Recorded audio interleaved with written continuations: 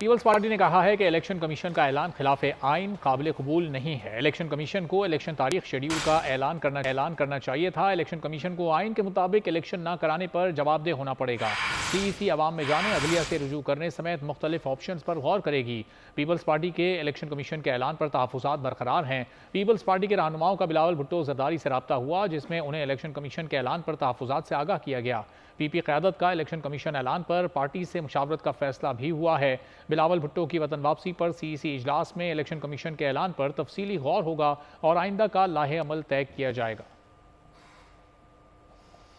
Peoples party ने कहा है कि इलेक्शन कमीशन का ऐलान खिलाफ आइन है, काबिल कबूल नहीं है। इलेक्शन कमीशन को इलेक्शन की तारीख शेड्यूल का ऐलान करना चाहिए था। इलेक्शन कमीशन को आइन के मुताबिक इलेक्शन न कराने पर जवाबदेह होना पड़ेगा। सीईसी अवाम में जाने, अदलिया से रुजू करने समेत मुख्तलिफ ऑप्शन पर गौर करेगी। पीपल्स पार्टी के इलेक्शन कमीशन के ऐलान पर तहफ़्फ़ुज़ात बरकरार हैं। पीपल्स पार्टी के रहनुमाओं का बिलावल भुट्टो जरदारी से रब्ता हुआ, जिसमें उन्हें इलेक्शन कमीशन के ऐलान पर तहफ़्फ़ुज़ात से आगाह किया गया। पीपी क़यादत का इलेक्शन कमीशन ऐलान पर पार्टी से मुशावरत का फैसला भी हुआ है। बिलावल भुट्टो की वतन वापसी पर सीईसी इजलास में इलेक्शन कमीशन के ऐलान पर तफसीली गौर होगा।